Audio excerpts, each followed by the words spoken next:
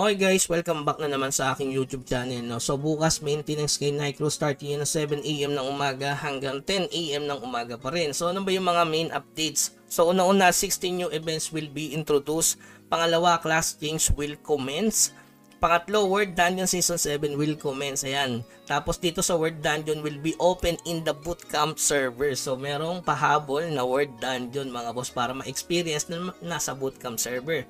So panglima, Tower Trial Season 7 will commence. Sana baguhin na nila dito, no? Lalo na yung rewards sa Pioneer Badge. Ito, simulan na natin yung mga main updates ni Nycro. Sobrang solid lalo na sa bootcamp.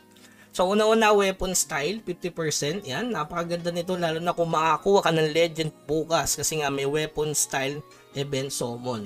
So weapon style change cost for weapon style that are epic and above will have their weapon style change cost discounted by 50%. So goods din yan kung meron kang diamond. Kasi kung wala rin kwenta tong 50% discount, no? So ito na guys, ito yung pinakamagandang update na nangyari sa bootcamp. Unang-una, 7-day check-in. So tuusin natin guys ha. Yan. Meron tayong 14 frozen tier agad. Para makita nyo lang kung ano yung pinaka-main reward nila. So pangalawa, syempre ito, clear Tower of Trials once. Yan, kung umabot ka na sa 20. Kasi ano naman to hanggang June 2nd pa oh. Yung item, okay? April 29 hanggang May 12. So kaya mo tapusin to since nakakaabot naman yung main ko sa 20. So ilang weeks lang tapos agad. So makakuha ka dito ng Morion. So meron 10 pieces Morion. Yung mahalaga lang Morion. So meron na agad Morion na 10 pieces. Tapos dito yan, weapon style summon event. So kung may ipon ka, napakadali lang para makuha mo yung reward lalo na dito sa Epic. So napaka-goods niyan. Pero wala yung isa no, yung kakombo niya. 'Di ba kadalasan dalawa. So ayan, baka nasa mission completion doon sa regular server. Okay, so to bootcamp exclusive lang to guys ha.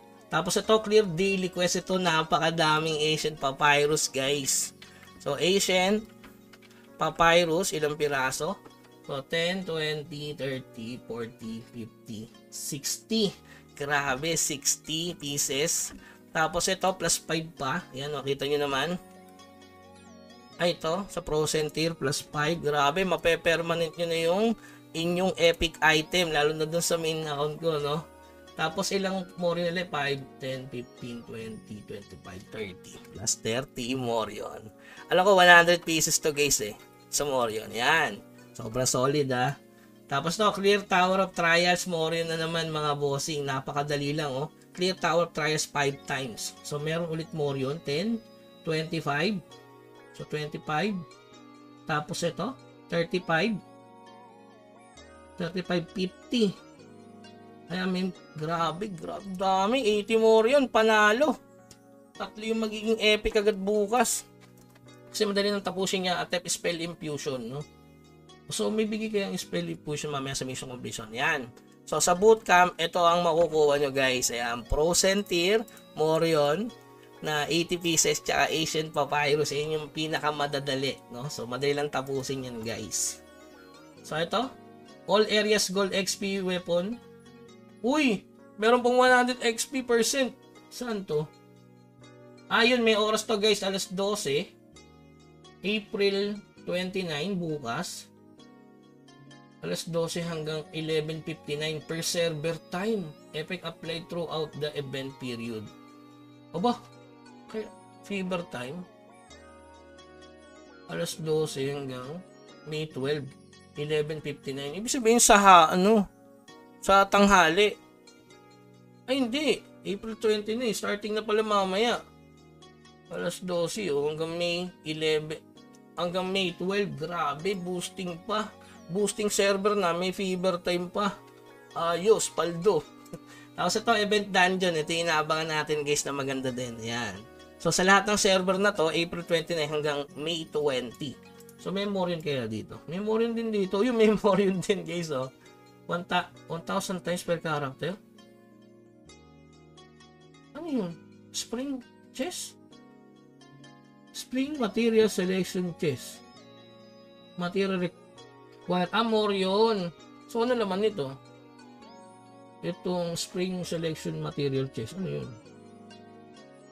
So ito guys, merong pang crop na 3 Morion, 1,000 times per character. So magmamahal yung Morion, possible.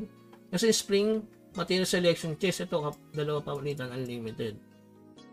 So pare-pareho. Ano kaya laman nun? Walang nilagay. So di natin alam kung ano yung ano guys, yung laman. Bound butterfly. Ano yun? Napupulot. Event spring material selection chest.